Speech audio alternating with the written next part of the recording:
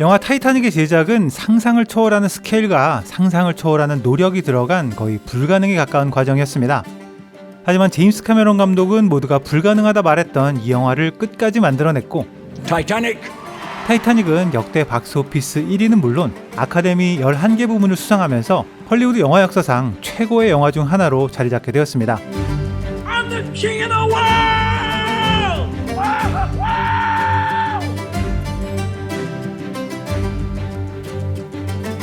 영화 타이타닉의 제작의 시작은 실제 크기로 제작된 타이타닉의 세트라 할 수 있습니다. 멕시코에 건설된 이 세트는 바닥 공사부터 시작해서 마무리되기까지 전체 공사 기간이 1년에 달했는데요. 실물 크기의 90% 스케일로 제작되어서 길이가 200m를 넘었고 높이는 실물 타이타닉호와 동일하게 만들어졌습니다. 이 세트가 담겨져 있는 인공수조에 사용된 물이 6만 5천 톤에 달했는데요. 세트는 침몰하는 장면을 위해서 세 부분으로 분리되도록 만들어졌는데요. 앞부분의 선단은 이 장면을 위해서 90도까지 기울어지게 설계되었습니다. 세트가 너무 크고 야외에 있었기 때문에 조명이 큰 문제 중 하나였습니다. 헐리우드에서 사용하는 모든 조명 장치를 동원해도 마땅한 빛의 양과 방향을 만들어낼 수 없었는데요. 제작팀은 건설 현장에서 사용하는 골리앗 크레인의 조명을 설치해서 그나마 원하는 광량을 맞출 수 있었다고 합니다. 세트 내부에서는 별도의 조명을 사용하기가 쉽지 않았기 때문에 건설 단계부터 실내 조명을 훨씬 많이 또 밝게 시공했습니다. 타이타닉호에는 총 3,000여 개의 조명이 설치되었고 이를 연결하는 전선의 길이만 30km가 넘었는데요. 이는 실제 타이타닉에 사용된 조명의 3배에 달하는 수준이라고 합니다. 하지만 이렇게 심혈을 기울인 세트에도 치명적인 문제가 하나 있었습니다. 바로 실제 타이타닉과 반대 방향으로 건설되었다는 사실입니다.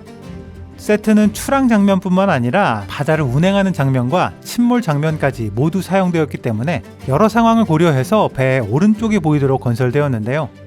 문제는 이 영화의 배경이 되는 1912년 실제 타이타닉의 출항 때 배는 왼쪽 방향으로 정박해 있었습니다. 그러니까 배가 출항하는 장면을 역사적으로 맞게 표현하기 위해서는 배를 반대쪽으로 돌려놔야 하는 거였죠. 하지만 제임스 카메론 감독은 사실 처음부터 해결책을 가지고 있었습니다.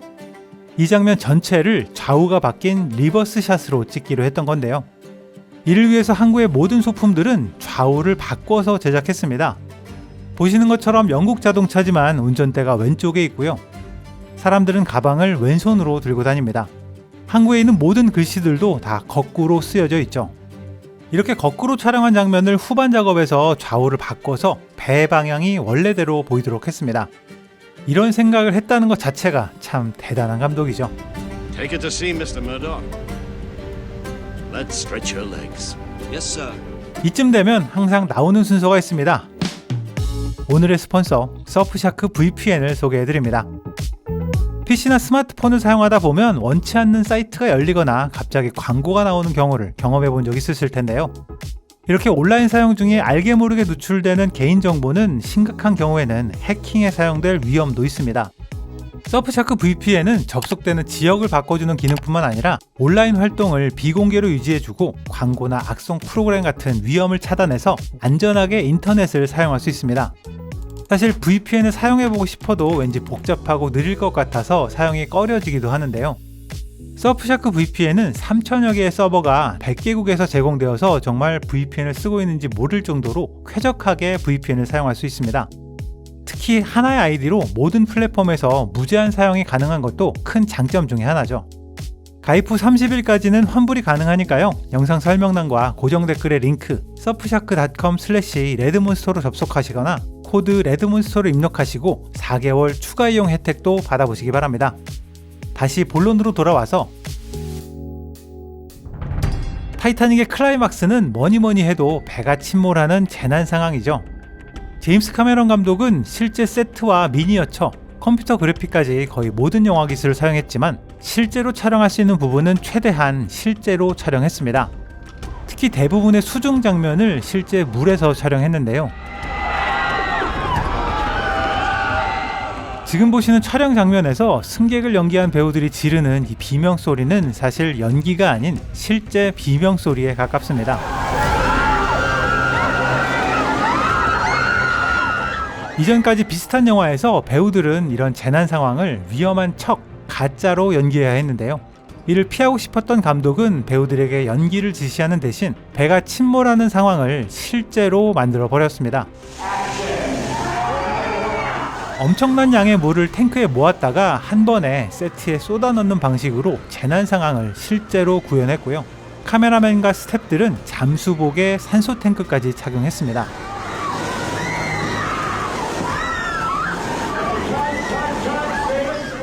배가 기울어지기 시작하면서 미끄러지는 이 승객들의 모습은 실제로 세트를 기울여서 촬영하고 스턴트맨들이 연기했는데요.